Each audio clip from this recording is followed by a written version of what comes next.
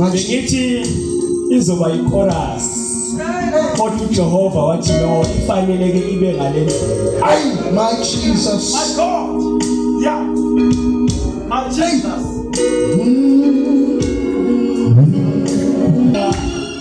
Engicelayo kwaBdlamini. Ngiyamcela nje ezelanga phambili ezohlala la. Azongifundela noma usephumile kwaBdlamini. Mhlale nje la noma ungahlala ngalapha kumfundisa umgazi kwaBdlamini. Ngoma phekwa kwaBdlamini. Bangcwele isihloko sethu esikhulumela phezukwaso. Sisodwa nje bangcwele. My God. Ukubekezela. My Jesus. Ngizocela abazali kunendlalela ngale ndaba esikhuluma ngayo ukubekezela. Yeah. Kulezithelo ezitholakalayo ezikhuluma ngokubekezela. Yeah. uApostle ufundisile kakhulu ngalesi ngaphandle kwaso ngeke wenza lutho. Ngoba kwayena uJehova ufundisa uNkosi uthokoziswa lesi sokuqala isithelo. My God. Esiwukhiya wazo zonke izinto afundisile kakhulu uApostle ngaso as a series sermon. My God. Ukukholwa. My Jesus. My Jesus. My Jesus. Khona ke ezinye ilandelayo bangcwele kodwa leso apostole belifundisa ngaso uthe uJehova siba yihawu. Yeah. Sidlule ekutheni sibe yihawu sibe inkemba yakho yokuhlasela. Lesi sikhalo besifundisa apostoli esefaith. My God. Siyabhodloza siyayivula iminyango senza izinto zenzeke wasethi uJehova nase sesithathu bangela sikho kuzona. Yes. Kodwa uzobona ukuthi singena kanjani. My God. Ngaphandle kothando My God. uJehova kathokozi nangemsebenzi ongayenza. Abudlamini ngingazenzisa ngibe nothando kodwa uJehova uyalwazi uthando leqiniso elungenakuzenzisa. My Jesus. My God. Uthando luyisikhalo ebazalwane My God. sokulwa Yeah. Okay. sikunqobela izinto Yeah. elokubaleleza ezimbili sikhulume ngefaith apostle afundise ngayo. My God. Wathi wena iyini iyafohla iyalwela it's a weapon uyayembatha ifaith. My God. Kanye nothando uyalembatha liyakulwela. My God. Kodwa uthando lunjalo liphinde liphenduke Yeah. Hey, my God. libe yilento edingwa yini ukubekezela. Oh, my God. My God. Ngiyakunikeza uthando bakungubani Yeah. kodwa kungubani akalemukeli uthando. My God. Yini ezongenza ngikhubeke ngimnike babungubani uthando ukubekezela. Yini ezongenza ngikhubeke ngimkhona uJehova kodwa izinto zingenzeki ukubekezela. Impela ngikhuluma lonizwi kaJehova. Impela ngiyathandaza ngiyakholwa izinto ziyenzeka ngendlela kaJehova. My God. Kodwa zenzeke ngendlela efiswa yimina. Nansi into egcina umuntu ukubekezela kodwa ngaphandle kokukholwa okuyizwi. My God. Webazalwane ukholwa kuvela ngezwi. Izwi lingekaJehova. Ngaphandle kokholwa kuJehova asikwazi ukubekezela. My God. Uma umuntu obalekela imibhalo hayi ungathi unakho ukholwa kodwa mawubalekela imibhalo yona imibhalo esikholela yona imibhalo iyizwi likaJehova. Uma sikholela izwi likaJehova My God. sinakho ukubekezela kulo izwi likaJehova. My Jesus. Yeah. Awuqala ukufundela phana babuDlamini. Yeah. Lama zakhulunywa kuJesu bazalwane. uMateyu 13 uverse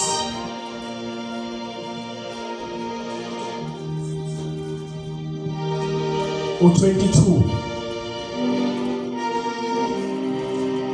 bangcwele izobafishane kakhulu lena Mateyu 13 verse 22 bamdlala umfule ngelo verse le Incwadi kaMathewu isahluko seshumi nantathu sifunde ivesi lamashumi amabili nambili. My God. Futhi ke ohlwanyele emaveni nguye olizwa izwi. Yeah. Kepha iminako yalesikhathi nokukhohlisana kwengcebo kumnyanisa izwi abe ngongatheliyo. My God. Yeah. kuleka nje babudlamini sisazoqhubeka lelinye verse bazali uJesu lana wayefundisa ekhuluma in parables Yeah. Amen. ngithathe leli verse leli echaza ukuthi izwi liyimbewu Yeah. uma izwi lihlwanyele lawela embewini lawela emhlabathini Yes. kunezinto ekumele zenzeke My God. kodwa ngenxa yani bazalwane le surrounding izwi laliwele khona engazinhliziyo yakho ithema idibana nezwi yalilungele yini ukulibamba izwi impela ulibambilisi ubhangeli umbhangeli washiswa izwi wafana nembewu ebenedwaleni wathokoziswa izwi kodwa indawo eliwele kuyona ayikho ready ihlulwe izwi khale bahlula abantu izwi kodwa bengekho ready for izwi to sustain the weight ushoda into eyodwa umhlabathi eliwele kuyona udinga umuntu ozolicultivate bashunyayezwa abantu bahlulwe yizwi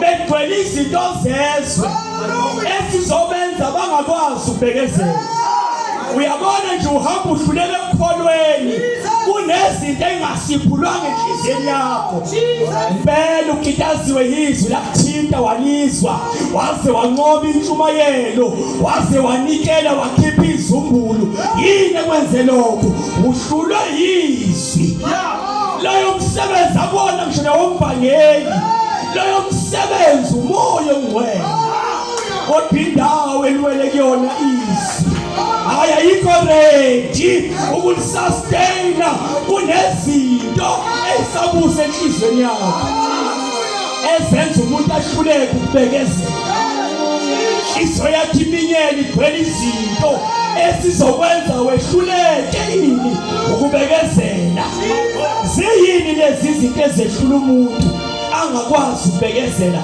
noma izwe selitholile uthi umbhalo okufunda uJesu yiminako yezwe ngoba bangcwele izindlela esesizibekele zona zokukhonza uJehova sezifana neminako yaleli izwe eseyigcinanisa inhliziyo yethu ukuthi noma izwi leqiniso lingehla ayasekho isikhala sezwi leqiniso enhliziyweni yami mina sengibekele zami indlela zokukhonza uJehova iminako yezwe My God. ithini iminako yezwe apostoli My God. ithi yamukela uJesu impela uzoyithola imoto iminako yezwe yamukela uJesu nawo umshado ukhona abangcwele selashumela kanjani ivangeli sekwabeka imoto phambili kwabeka nemshado phambili kanti iqiniso levangeli lithi bangcwele impela mfundisi inkosi utsheliwe ngezwi lomuntu walizwa kodwa manje seliphelekezelwa ezinye izinto esizomenza mfundisi umgazi wayengayitholi angakwazi ukubekezela akatshelwanga ngevangeli linjalo elithi umuntu omukela insindiso ulahla konke hayi sifuna yena nombuso wasekhaya ezulwini zonke lezi zinto ezingaba yiminako ziyongezwa uma ufuna umbuso wasekhaya ezulwini uJesu lona efundisa abazalwane izinto ezenza abantu bahluleke ini ukubekezela My God. Bangcwele bengithi ngizofundisa kodwa ngathi akwenzeki bazalwane. Amen. Bangcwele Amen. ngicela siye kwizenzo Jesus. u14 verse 22 uzoshesha nje ubaba uDlamini Zenzo 14 uverse 22 esavula Bangcwele ngizobekisa umfethu angisabona lapha ngemuva sephumile esavula Zenzo 14 verse 22 My God. Bangcwele indaba yokusubatha indaba yokugijima Yeah. indaba yokuyivocavoca My God. Bangcwele inani ine commitment My God. yabona bafuna ukubekezela kaJesu qala ube ne commitment Yeah. noJesu My God. bekhona abantu bengekho abantu ngaphandle kwe-commitment wena noJesu wakho kunezinto ezizokukhuma endleleni ungakwazi ukubekezela ngikhuluma ngokusubatha Bangcwele kulonyaka ngiqeda ngicomrade Okay. ngisukile eMaritzburg zikhona izinselelo ngizizwa emzimbeni kodwa ngenxa ye-commitment engayenza ukuthi maqala unyaka this is what I want to achieve kodwa lento yami yokuba sentindisweni kunezinto ekumele ngilahle kunezinto ekumele ngizibe ukuze ngifeze uhambo angaqhakathisa uhambe nazo odisiphetho sehabanga lakho sizofela endleleni sibulawa izinto ongayilahlanga bangumsubathi nje Bangcwele kunento emele uyizibe Yeah. yabona lama fries esadlayo Okay. bangumsubathi awadla Jesus. yabona le coke esiphuzayo mawenza i-commitment futhi comrade kumele uyilahle i-coke ungayiphuzi hayi awutshela umuntu nawe uyayizwela ukuthi mangiqala nohambo lami nansi into engibamba isifuba siyashisa le-coke ebengiyiphuzi Oh my God. uyabona nje ungawuzi umoya engcwele ile mnako yezwe ibambile mhla wayidedela imnako yezwe uzokwazi ukuhamba noJesu noma izinto zingenzeki uzobekezela yini ekwenza ubekezela walahla izinto engezona ezohamba so mangifika ku50 km Jesus. sengi halfway ngiyeza ukuthi hayi manje amandla aphelile Jesus. enema ngibuke emuva ngiyabheka ukuthi no yebo umkhuhlane ke wangiphatha amaviki amathathu Okay. ngarecover Okay. kodwa angizange ngilihambe ibanga elifanele ukuzilungiselela icomrade ngonyaka kwakumele ngigijima amakhilometer a1500 Jesus. lapho ngizilungiselela ukuthi noma kanjani ngizongena eThekwini regardless of the challenges kodwa kwakumele ngiyenze mileage ka1500 uhambo lomzalwane ongalahlanga luba nzima kanti uKristu vele ubekile ukuthi bonke abangena ensindisweni kumele balihambe uhambo lenhlupheko kodwa yodwa into ebamba umuntu emsustainayo yizwi engimenze walahla iminako ngaya mina nge-experience Okay. ngathi i-comrade sengiqede kawu4 All right. khuluma ngomzalwane mina ongatshelwa Okay.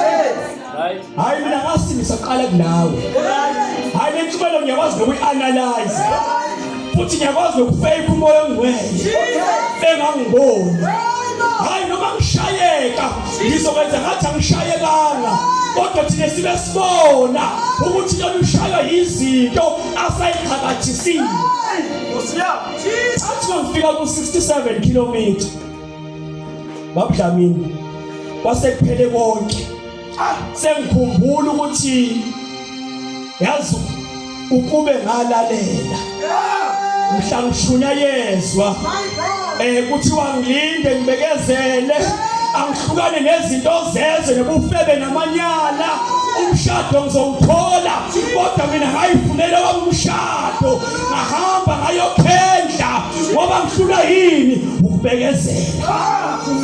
Hayi umshado impela ukhona kuJesu, kodwa kuyalinda kuyabekezelwa izinto zizokwenzeka.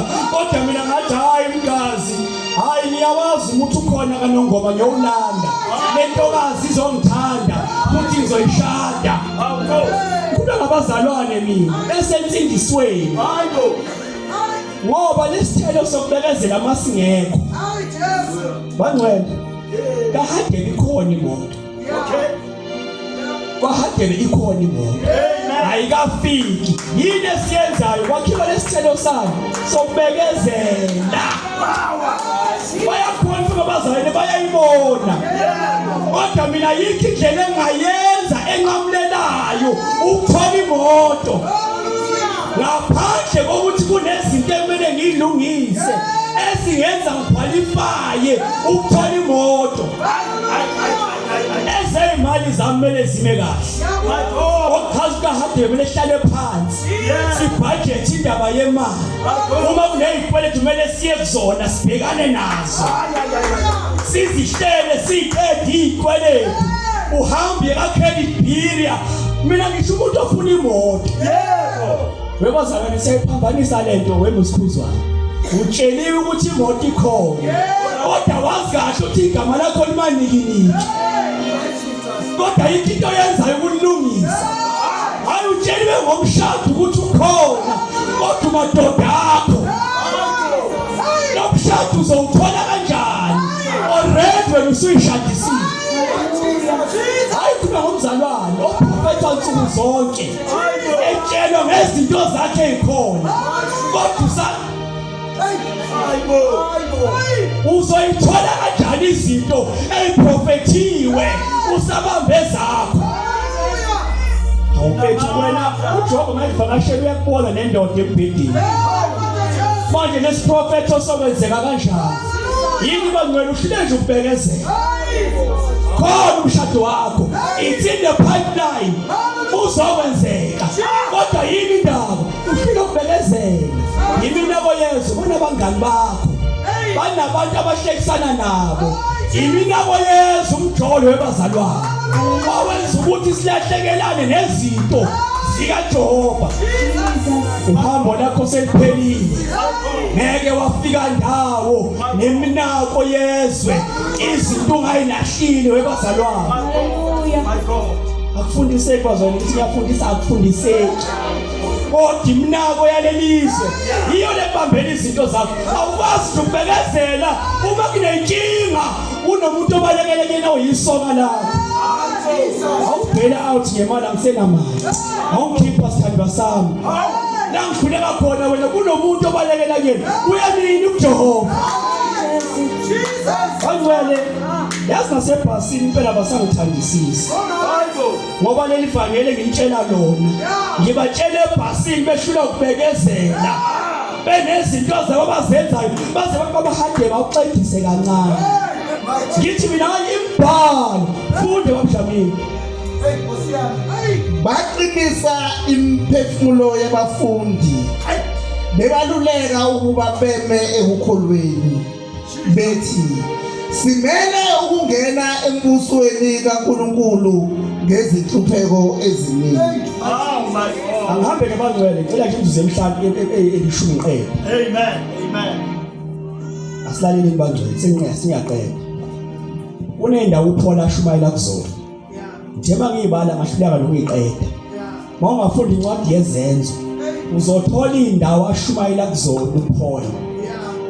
Mawuqala nazo lapha na kuverse u13 no14 ehamba noBarnaba, ehamba noApollo, ehamba noSilas, ehamba ethola uTimothewu. Hayi baningi abathola. Kunendawo ashumayela kuzona uPaul. Iyodi kayimhlupha. Wayehlushwa iqiniso levangeli, wathi mayifika endaweni ashule nokubekezela athi lamanyala lencithakala egcwele lami ashumayele ngamandla bamkhande ngamandla avuka ithikithe. Yini indaba? Wayeqonda umsebenzi webanga lakhe. izinto wayeyishaya indiva babudlamini bazokugcoba impela kodwa ngicela uyishaya indiva bazokhuluma bazokupenda kodwa kulolu hambo akuwena babungubane kungami uyangilimaza uyangiyatheza babungubane kodwa uhambo lwami ubabungubane will never account ekutheni mina ngashilo ukubekezela ohambeni lwami.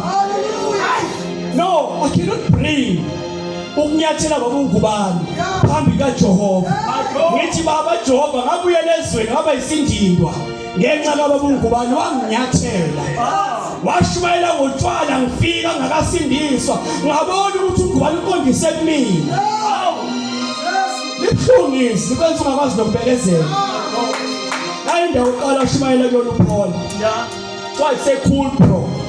Amen. Wafike wavula umuntu wasumisa umuntu wasesizalweni wayelunyonga endaweni yasekhulu. Yes. Abantu bakhona bamvukela bafisa ukumkhanda ngamatshe wahamba uPaul kuleyo ndawo uma ube kuPaul waye Antiochia wayefika nakhona eshumayela ivangeli leqiniso ngamandla ebekezela esifundisweni bangcwele kunethi uPaul ayeyenza. He was a great teacher. Evangeli njalo wayenguthisha omangalisayo uma bafundise eAntiochia batshela ngezi bayamvukela.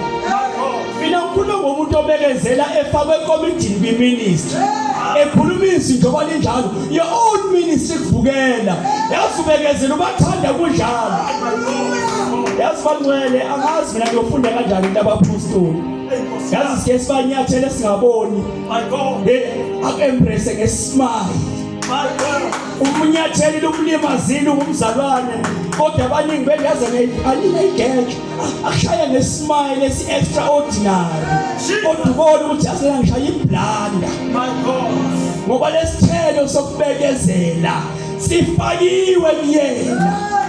Angisakhulumi ngomuntu okude kakhulu olane eduze kwethu nami nabamhadebe ngabe ngiyathetha khona kodwa ngoba le element yokubekezela ake nibheke khona kulabazali benu. Ngithi mina hayi ngabe sengithethile ke la futhi ngabe sengikhahlele umuntu impela kunjalo lesa sithelo sokubekezela sisakhiwa nakumina kodwa kunabantu engithi bangibabheka babumtolo ngithi hey amazama wagwinye noma bengawakhuluma into ayenza kuPaul leyo waqhubeka uPaul washumayela nase-Elkhoniya nakhona bavuka umhawu enza umsebenzi kaNkulunkulu kodwa bangcwele wenzani wabekezela. Ngabe bazalwane bayawavala amabandla bazalwane behlula ukubekezela isakhiwo sikhona ngwabala nonkosikazi la ema4 la singakhona amabandla mine babunkosi izakhiwe ezi-empty yini yonakala baxova abazalwane ibandla lonakala bavukelana bebodwa baxova umfundisi labhidlika ibandla yini indaba wayengenayo le-element yani yokubekezela ehamba uPaul eshumayela naseLista bavuka leso eLista bathi maseshumayela babuza bamlalela kodwa bathiwa no lo muntu uzosithathela umbuso wethu bamkhandela abantu bamvukela ngoba ekhuluma ini iqiniso. Umuntu oneqiniso bangcwele uyakwazi ukubekezela. Yabona sometimes ufika ukubekezela iqiniso awunalo uneqiniso uJehova uyakuhambela akwenza ukwazi ukubekezela. Wathi mayifika nasendaweni yase-Asiya wafika wathola khona uTimothewu wathi ufuna ukushumayela endaweni afike kuyona wamnqabela umoya ongcwele. Isithelo sokubekezela sikwenza understand ukuthi lana kumele ngishumayele kumele ngikhulume yazi nginazi impendulo kodwa ngoba ngiyathula uJehova ekhuluma kumina ngibekezela. Sike sihlala emhlanganweni bazalwane emsebenzini ubona ukuthi lento abayikhuluma iyangijulukisa kumele ngabe ngiyaphendula kodwa ngoba kabi isikhathi sami sokukhuluma angilindi protocol yasezweni ngikwazi ukuthi ngesikhathi sifanele ngikhulume yini ekhandiwe ukubekezela. So thina ke bazalwane sazi ukuthi kwaJehova senza noma kanjani into abayenza abazayini ukuPaul bemjikela engumzalwane bemelana naye wayefika kwezinye indawo bazalwane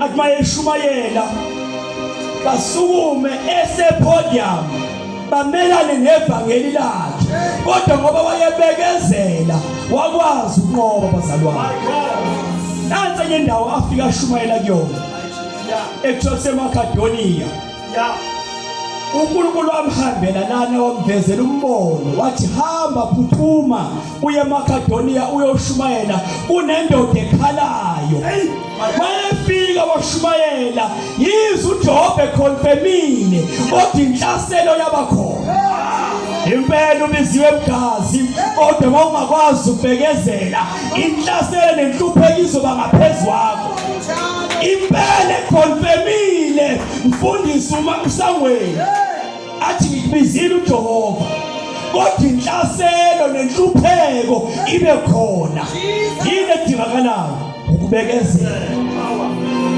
hayi phela uJob ukhulumile wathi akuyoshumayela eMakedoniya kodwa mayefika eqale eshumayela bamvukela abantu mina ngangamquestion uJehova ungithumile kodwa mangifika abantu bendawo bayangivukela waqhubeka ngamandla washumayela waze wabazuza bonke abantu abagcinanga lapho wathi mase bazuze bonke bona basebefuna ukumkhonza nansi intombazane eshaya ke ingceke ebiziweyo esewenzile umsebenzi wabekezela avumela abantu bakhonzele uthi no anikwazi ukusikhonza thina sithunywa nguJehova ophilayo wasezwini khonzani yena bethi balethi imnikele neyinkunzi yena kuzohlatshwa wanqaba uPaul my God siyephetheni bazalwane my God mayefike endaweni yaseFilipi eshumayela khona wathola uLydia okay siyamazi sonke eBhayibhelini amen lapha aboshwa khona uPaul eshumayela ivangeli waze wahlangana nentombazane iyayinemimoya lokhibalandela nsuku zonke lentombazane ikhuluma ithi nabo bakaJehova babiziwe ingceke enkulu my God ebekezela uPaul enepower yokukhomanda izinto kodwa ngoba esafuna ukuzuza abantu endaweni wafihla into emsebenzelayo wathi ngelinye ilanga esehlule ukubekezela wayikhomanda imoya wathi hey mina mimoya phumani ngentombazane my God kanti useyinyathele emsileni yazi ivangeli lidinga umuntu okwazi ukubekezela ngoba izinto esilwa nazo uphuca abantu isikwa sokuphila abanikazi bentombazane bahamba baye enduneni yendawo babika bathi kunomuntu ofikile oshumayela ivangeli esingalazi osefuna ukusiphatha nazi izinto azenzile bavalele empilongoni uPaul wayengahambi yedwa uPaul ukhona umzana ayehamba naye babefika empilongoni ezinhluphekeni bazalwane masimdumise uJehova into edina umuntu akwazi ukubekezela thina sikhala sidumise uJehova kuzo inhlupheko nokuhlasela yazi ngathi ngiyambona uPaul wayekuthokozela ukubanjwa nokuvalelwa ilapho ayedumisa khona phakathi nobusuku kwenzeka isimanga kumuntu okwazi ukubekezela ekunyathela abantu bethukile yazi kunomuntu omthwalayo nsuku zonke mhla iphumelela uyathuka ekuhlambalaza nakasabongi yazi le moment ufuna ukubonga ngabantu uyahluleka ukubekezela uPaul uyadumisa qashuka ibopho uvuleka amaketango ejele uyasaba umlindisango wayesethatha isoda inkemba ejayibulala uthi uPaul hayi ungakwenzi lokho sikhona sonke kule ndawo my God bangcwele ezinye inhlupheko ezehlela abazalwane zizozuza abanye ababukelayo yabona nje uhlupheka uswele mina ngisho ukuhlupheka lokuthi anginamali ngoba sesaphambanisa ukuhlupheka sithi anginamali mina ngisho umuntu evuthe emoyeni kodwa yena engayiboni ukuthi uhamba noNkulunkulu. Abantu abaseduzane bayambona babukela kuyena. My God. Lana umlindi sango, umlindi wejele nomndeni wakhe wonke babukela uJesu babhabhadisa. Yini into eyenza lokho? uPaul babembukela eboshiwe ehlukunyezwa ebekezela kwakumele ngabe uyayiphendulela kodwa wakhetha ukuthula. Awuthule wemzalwane, impendulo unazo. Ake ubekezele bekugcoba wena hambe endumisweni. Ilapho esakhi isikhiye sokwenza izinto zenzeke indumiso. Ahlabelele uPaul badumisa kwenzeka izinto bengazange balwa. Our greatest weapon isezwini semdumisi. Angazi mina esakhi isikhali sikuphi noma siseyikhwepheni semandleni akhe sakhe isikhali. Namhlanje ke ukhethe uqonda izikhalo nazo ebazalwane. Laphana baba uDlamini ngifundele uZenzo 16 verse 22. Sengisele imizuzu emhlanje. iZenzo 16 verse 22. Leli izwi sengikhulumile ngalo kodwa ke befunda wabuDlamini uyaqinisekisa. iZenzo 16 verse 22. Ncwadi yeZenzo chapter 16 verse 22.